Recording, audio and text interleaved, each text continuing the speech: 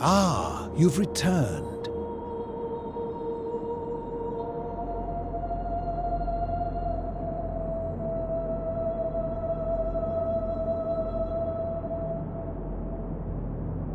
Ah, you've returned. I will tell you everything I know, but first, a request.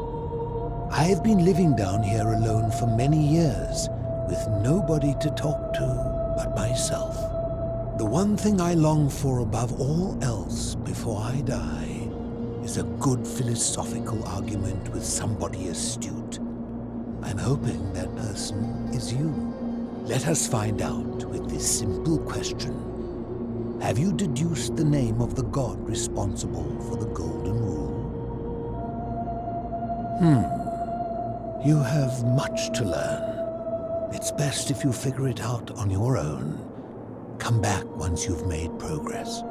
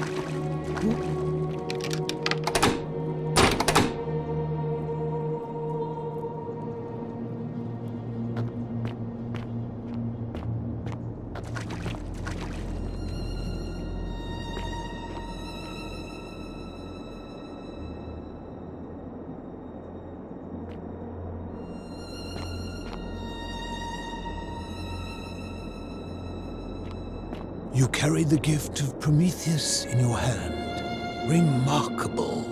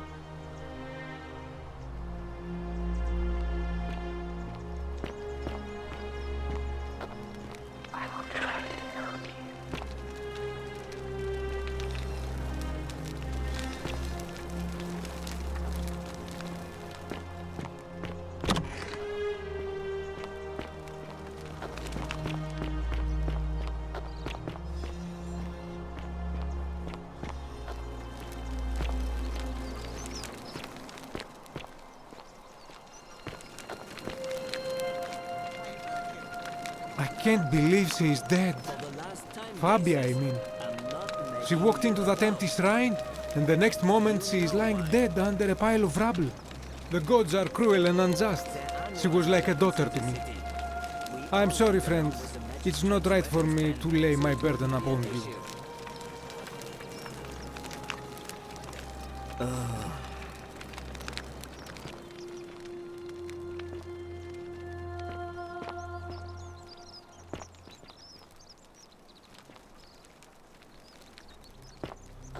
This part of my shop is off limits, even for you, my sartorial friend.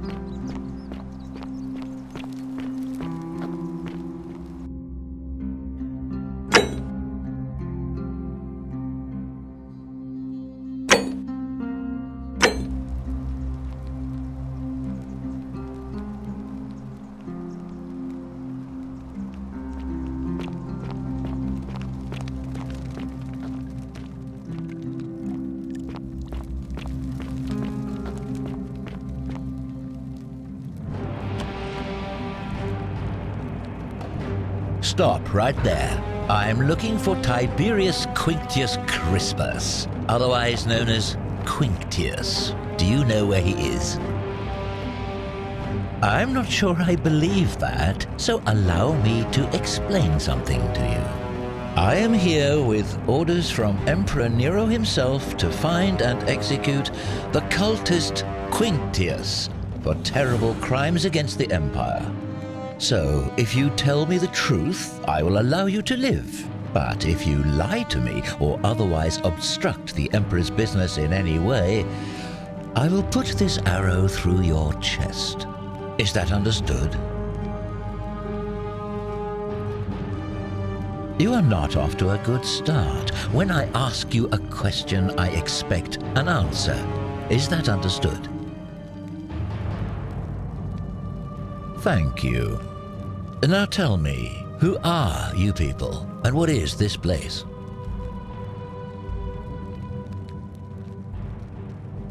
Oh, how very welcoming of you. You want me to let my guard down, is that it? You're not going to get your claws into me. I was told Quinctius was a cultist, but I never thought he'd be foolish enough to lead me right to the heart of his mystery cult.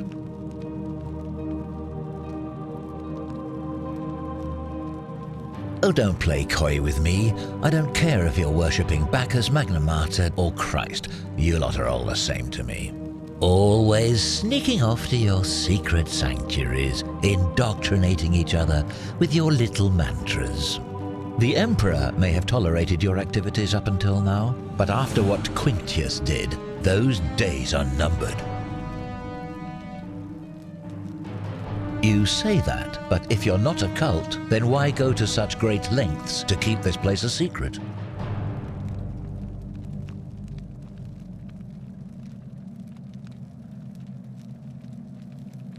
So you admit you're not allowed to leave?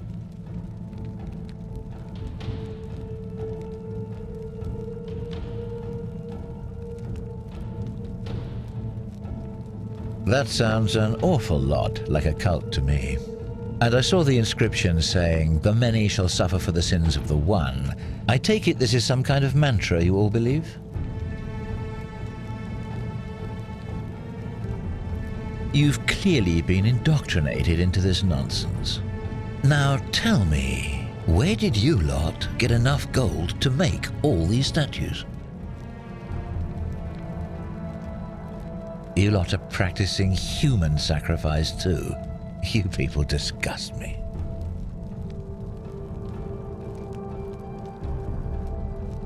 Yes, because I'm the real villain here.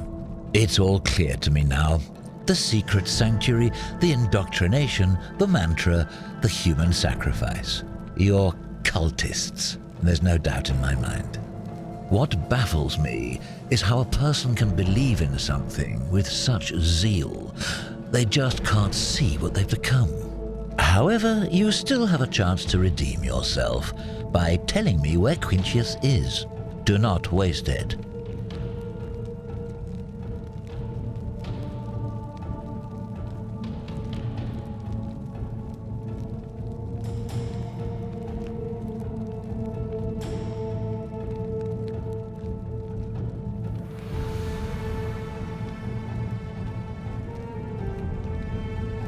Very well, here's what I know. He's a 40 to 50-year-old man with distinctive eyes, one green and one blue. He's also known to have delusions of grandeur. The Emperor says he and his cult, your cult, are responsible for starting the fire which burnt half of Rome to the ground and killed thousands in the process.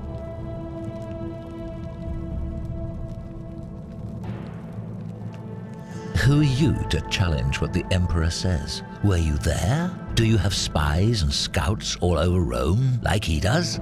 No, you do not. This is your last chance. Are you going to tell me where he is or not?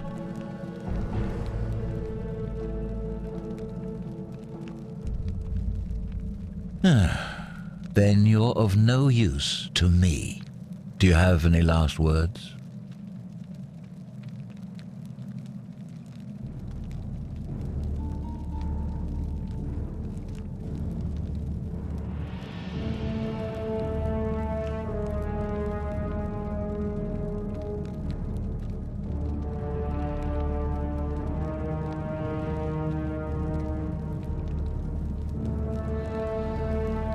And there's a simple explanation for that. I lied. But if you want to know the truth before you die, here it is. Once I'm done with you and Quintius, I intend to kill every last one of you wretched degenerates. And I can think of nothing I'd enjoy more. The many shall suffer for the sins of the one.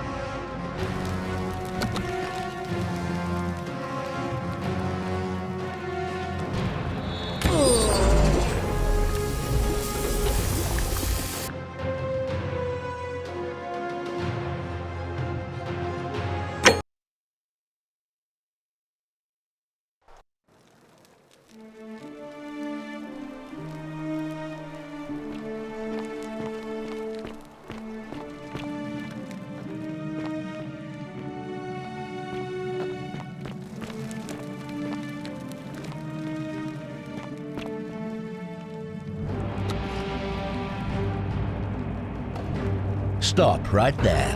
I'm looking for Tiberius Quinctius Crispus, otherwise known as Quinctius. Do you know where he is? I'm not sure I believe. I am. So, if you. Is that understood? You are not. Then, do you have any last words?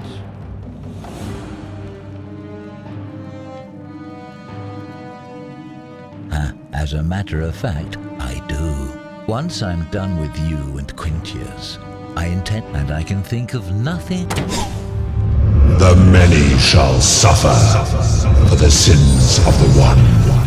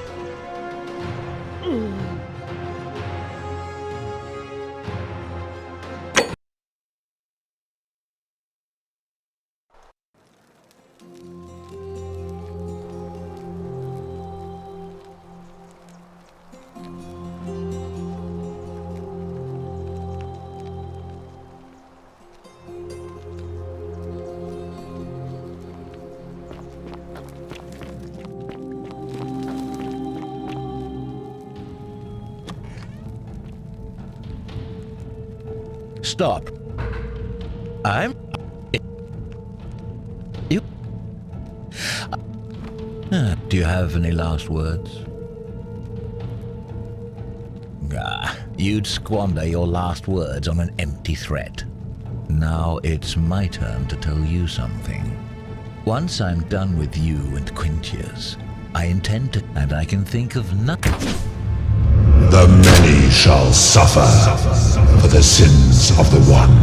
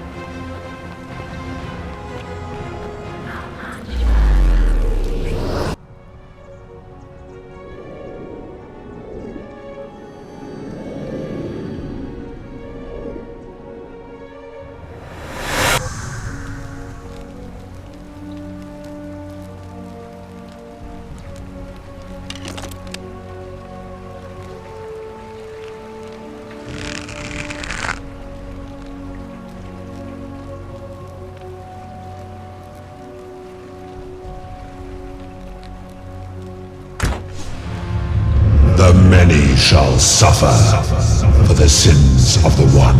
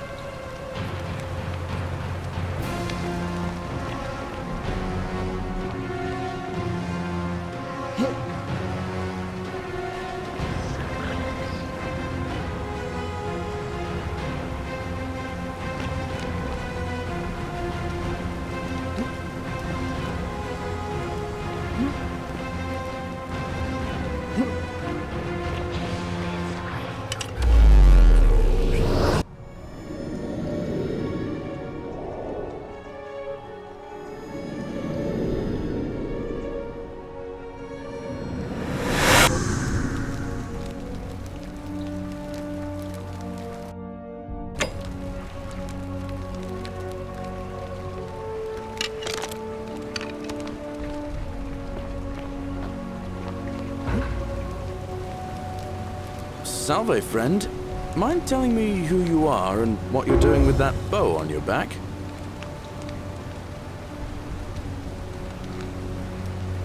Oh, sounds serious. I'm listening. Yulia?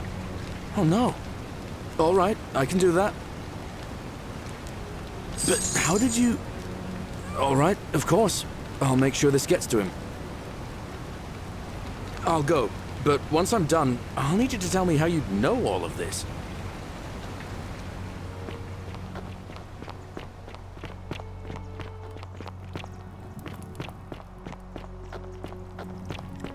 Ixion turns.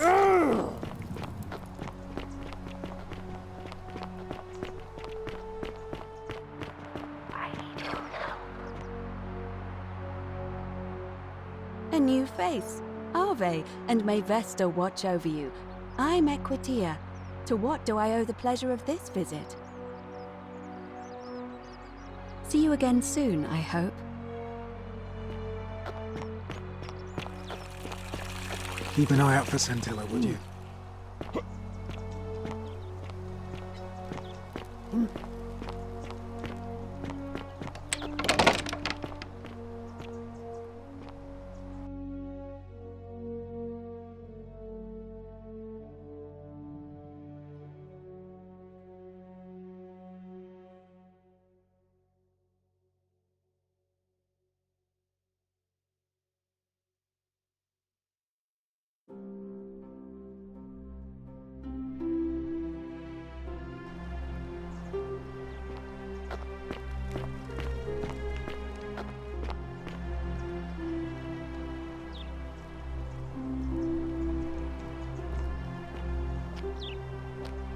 What is the meaning of this?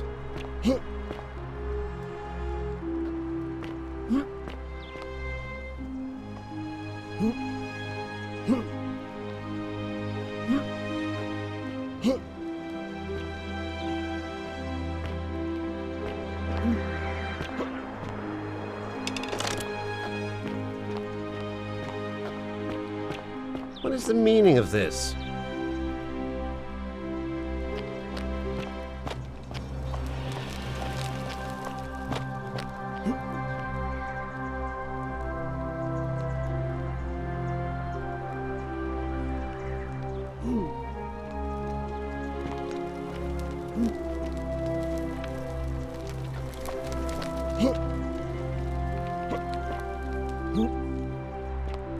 What is the meaning of this? Domitius doesn't usually let anyone in here without a hefty tribute, so you must have been desperate to see me. Well, what do you want?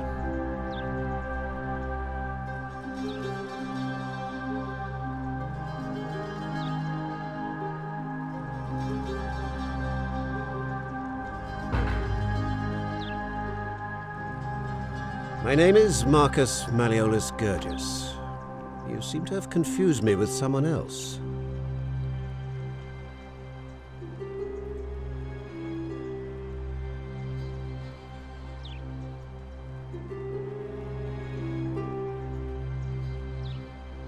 You mean my heterochromia? I am guilty of nothing more than having different colored eyes. And I'm hardly the only person with the condition. Alexander the Great had it too, as it happens.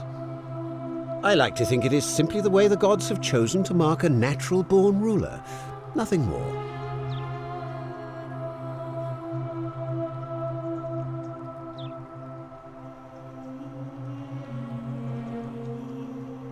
Well, I am not suffering from any delusions, as today's election will firmly establish.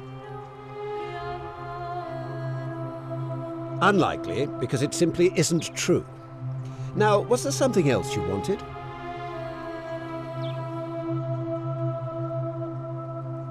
I trust you can see yourself out.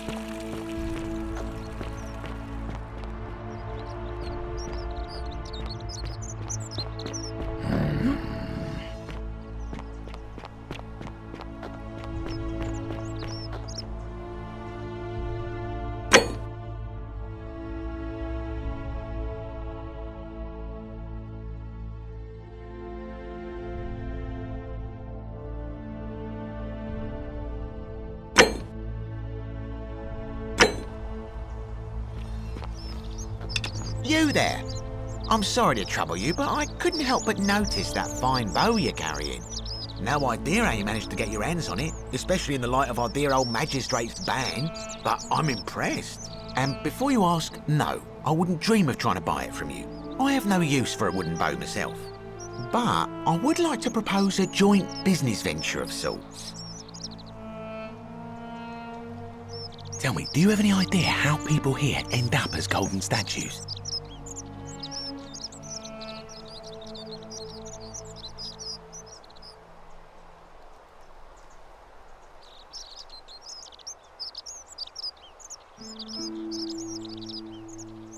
Well, between you and me, I found an old scroll from years ago, hastily written, in which the author claimed something extraordinary and terrifying.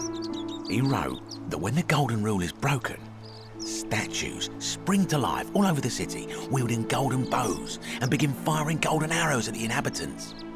Supposedly, one or two of those arrows is enough to turn a full-grown man into gold.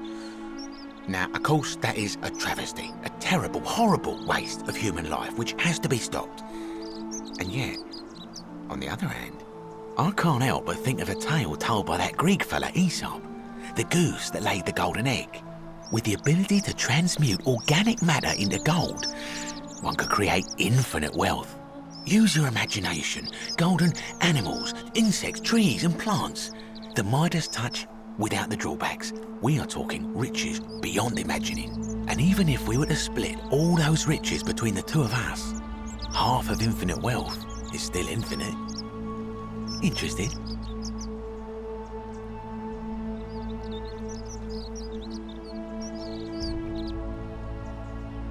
Excellent. So the first question is, how do we get our hands on one of those golden bows? Now, I have a plan, but first, tell me, are you familiar with the story of the goddess Diana? No problem. Allow me to explain. Diana is our goddess of the hunt, the moon, and the underworld, depending on who you ask. The one thing priests and poets agree on is that she carried with her a golden bow and a quiver of golden arrows. And it just so happens that there is a shrine of Diana in this very forum, with a prominent statue of the goddess herself. And would you like to guess what she's holding in her hand? Precisely. I can't tell you how many hours I've spent in that temple staring at it, trying to figure out how to retrieve it without breaking you-know-what. Oh, gods no! If you tried that, we'd all be dead within moments, I'm sure. No, here's what I propose. You give your bow to me, I cover it in a thin layer of gold leaf, and we create a replica of a golden bow. Then you enter the shrine, extinguish the braziers, and under cover of darkness, swap out the fake for the original. It's not theft exactly, it's more of a trade. But make no mistake, this is a dangerous path, and there's no way of knowing where it will lead. But in my experience, all the best adventures begin with a risky first step. Now, you must have questions. Ask away.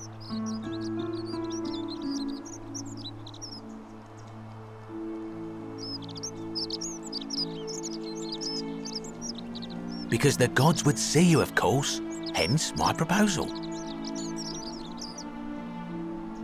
I'm more of an ideas man, whereas you're obviously the more resourceful and heroic type. I have complete confidence in you.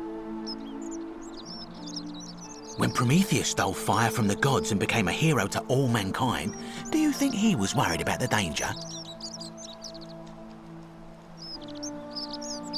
So, are you in, partner?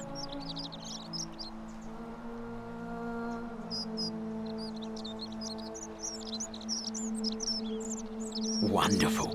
Now, if you'll hand over your bow, I can get started applying a layer of gold leaf. This is a quality weapon. Now, bear with me for a moment. And here we are, a gold leaf bow.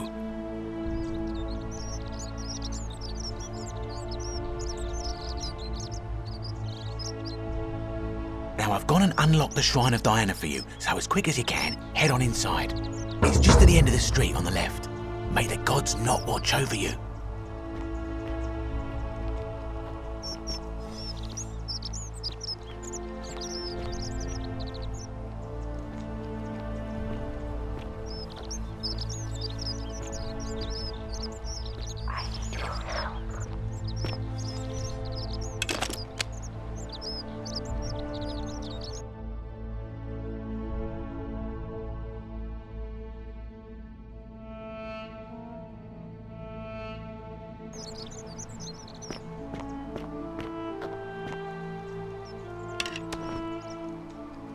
Name's Rufius. Better watch your step. What business is that of yours?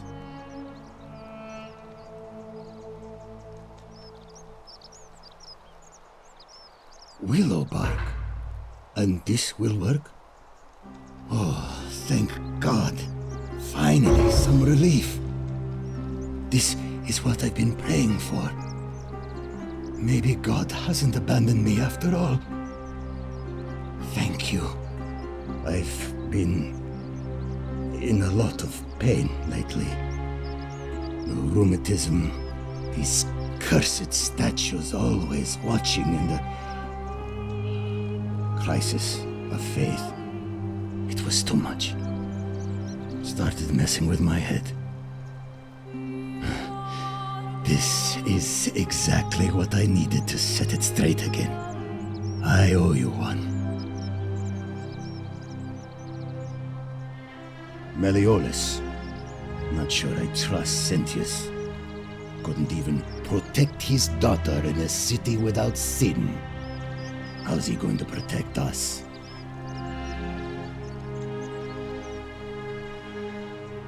No.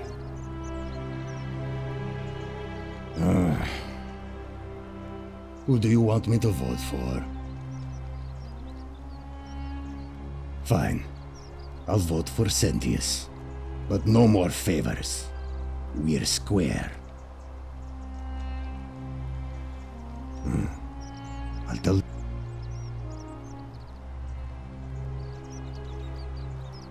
I mean, all these people just bumble along like nothing's wrong.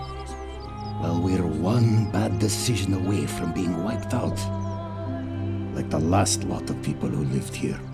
Seems like I'm the only one ready for what's coming. Whatever that is. And when it hits, it's everyone for themselves. You've been warned.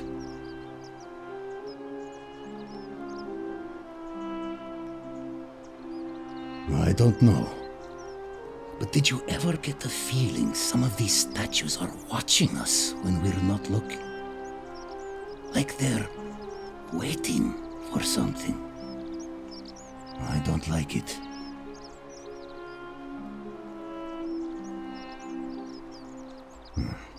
That doesn't help me. See you around.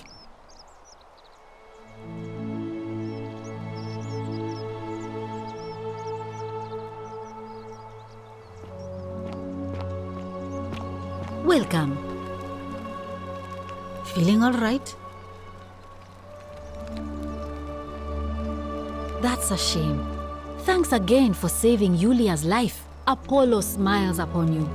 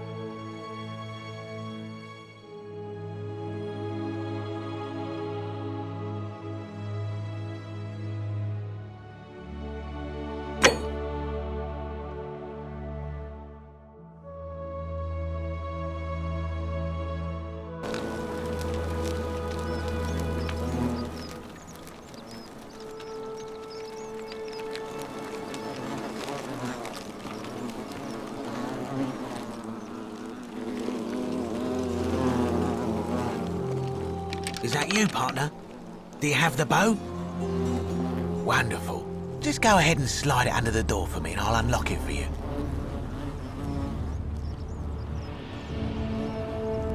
And yet you did.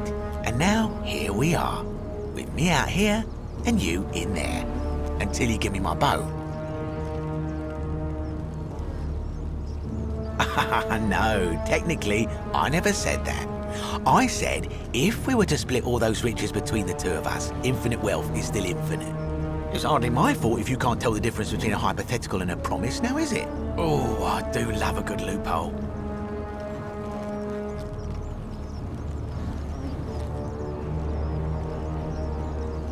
You're just gonna have to take your chances, I'm afraid. The bow, now. And don't even think about giving me the fake one. I'll recognise my own handiwork.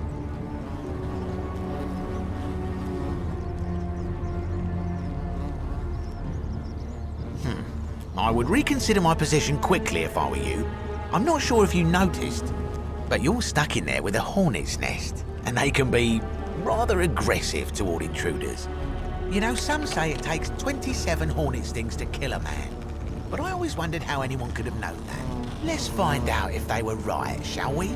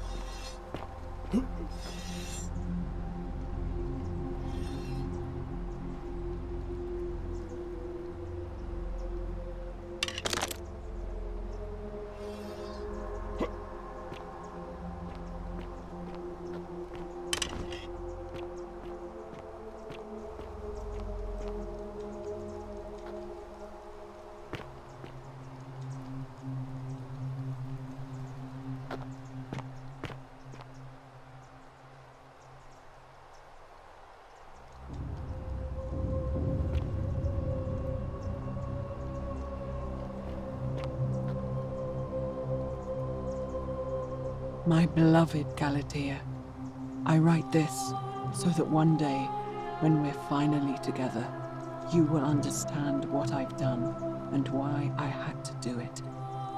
The others will call me mad or a monster, but I don't care what they think. Everything I'm doing here, I'm doing for you. I'll start at the beginning. Soon after my arrival here, as I walked down a corridor lined with golden statues, I thought I heard a whisper behind me. A rasp of air, as if vocal cords of metal strained to say a word or two. I tried to dismiss the idea, tried to concentrate on my work as the city's medic, but that tortured whisper haunted me. Weeks later, in the hallway to the bathhouse, I heard it again and found myself drawn to the statue of a Roman woman wearing a stola. Her face was contorted with anguish and fear, and disturbingly, it was as if she was looking right at me.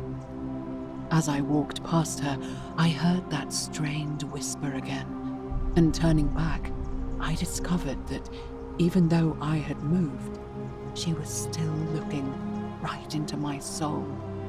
That was when it dawned on me. This was no statue. This was a woman trapped within that golden prison. Naturally, I told the others, but when I could not reproduce the results of my experiment, they would not believe me. But from that moment on, I knew the full horror of this place. Immobilized within these statues are living human beings. It was that day, my love, that my heart broke.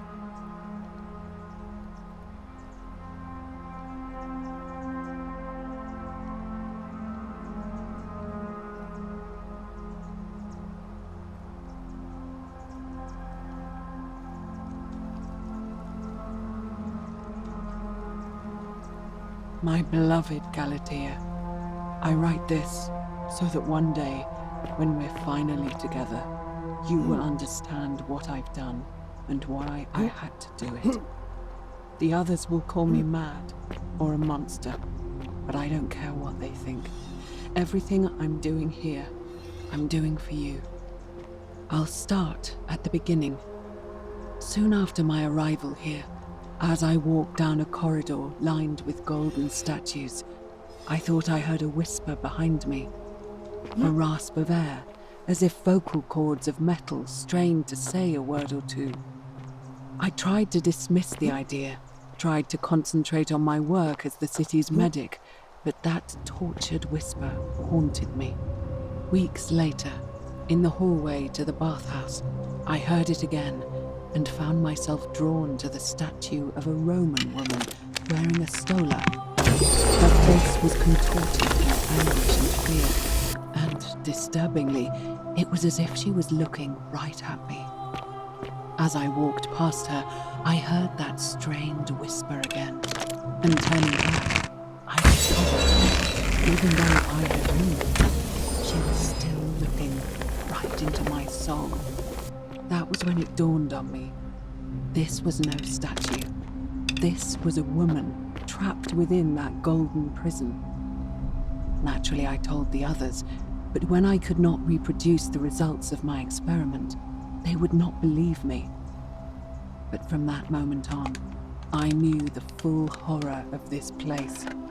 Immobilized within these statues are living human beings. It was that day, my love, that my heart broke.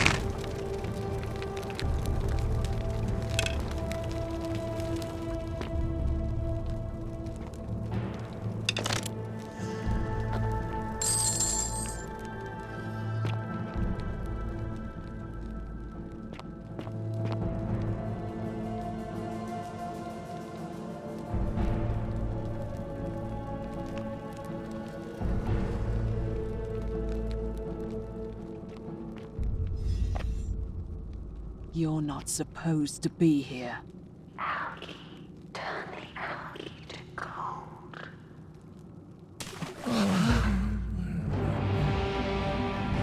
Kill me.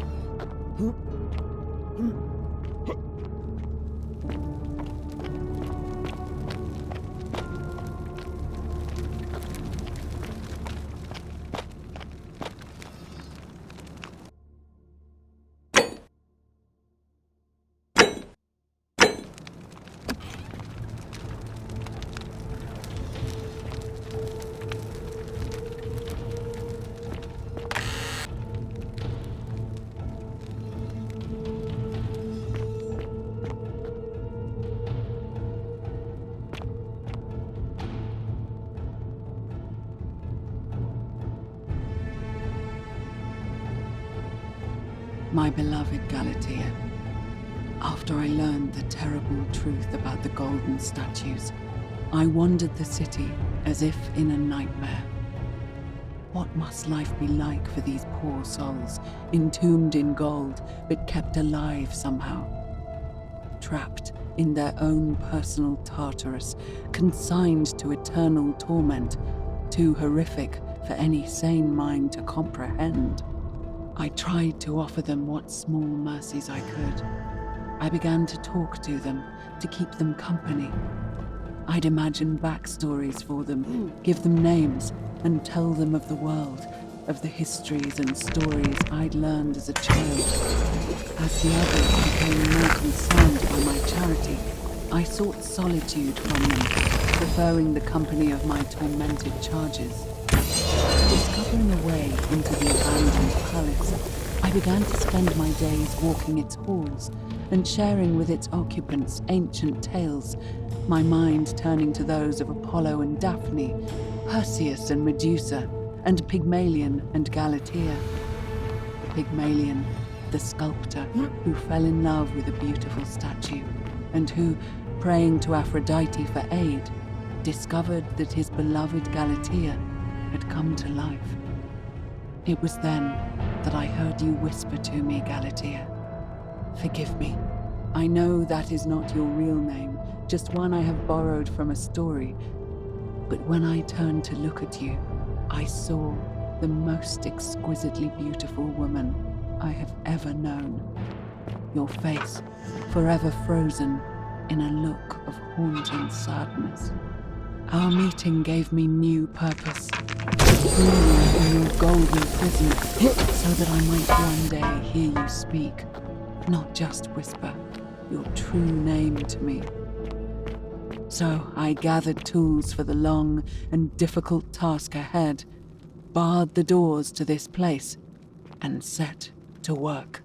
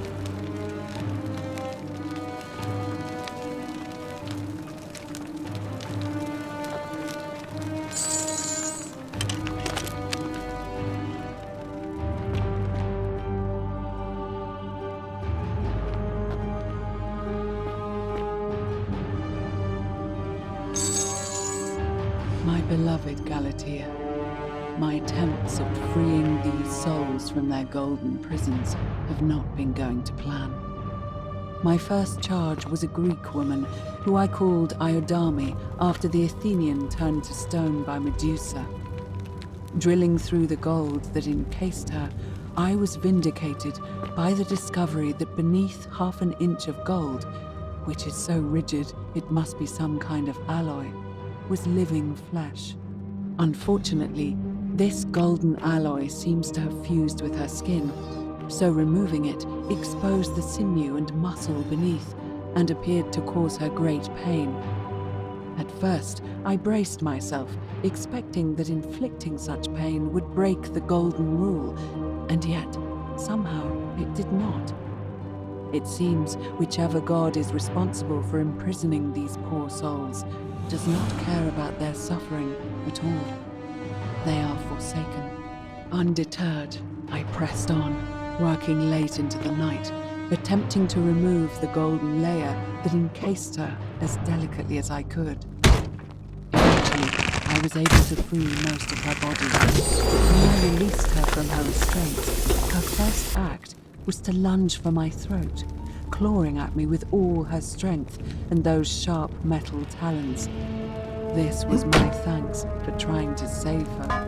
Whatever possessed Iodame to attack, she was clearly not a suitable subject for an experiment, and I was forced to lock her inside an isolated room and bar the door. As I continued working on others, I could hear her flailing and launching herself at the other side endlessly. Regrettably, my other experiments bore similar results, and after relocating a few times, most of the palace was now too dangerous to work in.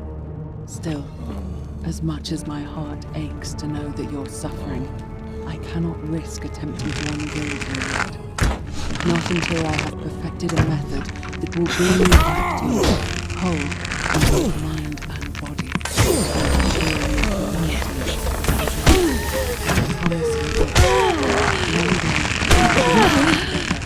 Even if I have to free every last statue in this sacred place.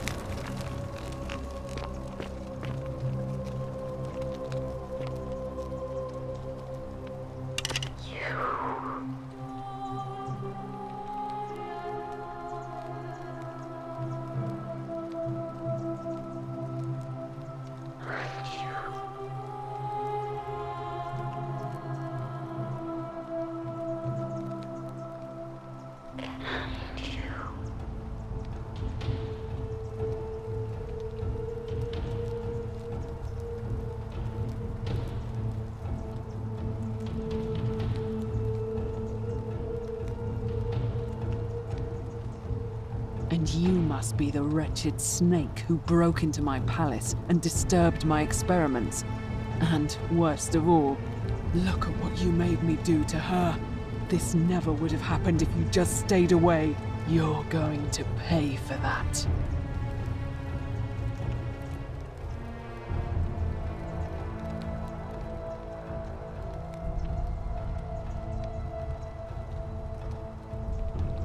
You think you can bring me down with your little wooden arrows before I jam this blade into your throat?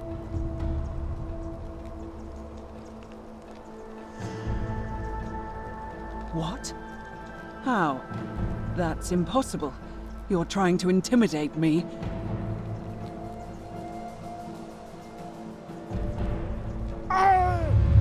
The many shall suffer for the sins of the one.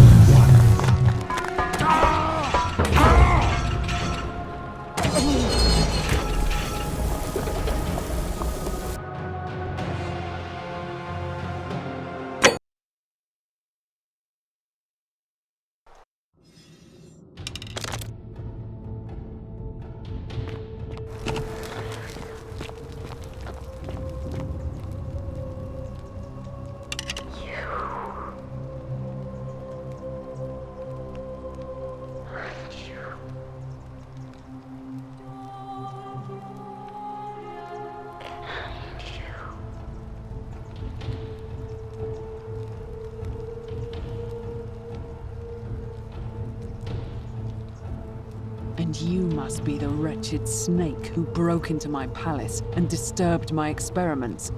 And worst of all, look at what you made me do to her. This never would have happened if you just stayed away. You're going to pay for that. And you think I care about that? I don't care what happens to me, as long as you get what you deserve. You think you can bring me down with your little wooden arrows before I jam this blade into your throat? What? How? That's impossible. You're trying to intimidate me. Liar!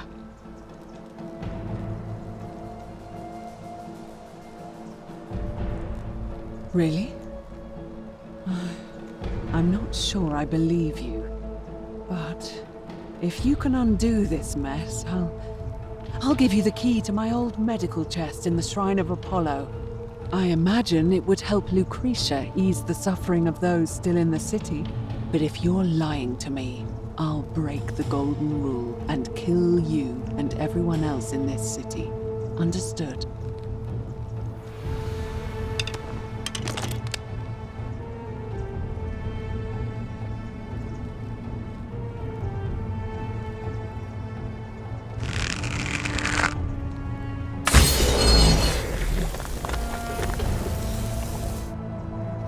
You did it.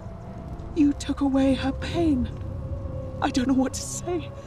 Thank you, thank you.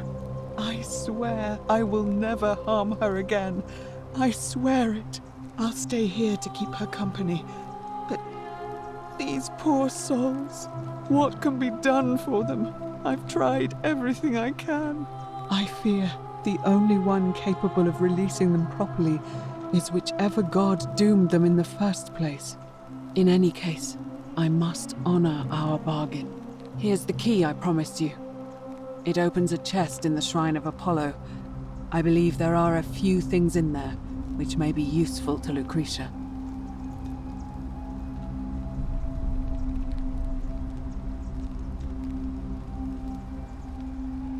Now, please leave. The door here leads out onto the palace balcony. You should be able to make your way down from there. Go, and never return.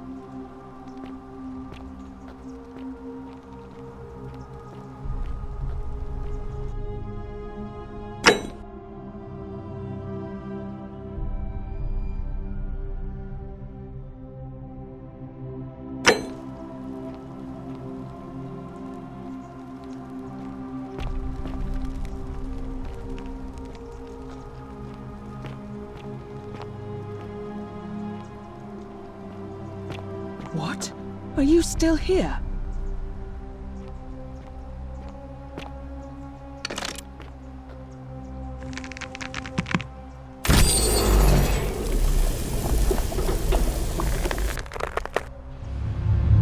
The many shall suffer for the sins of the one.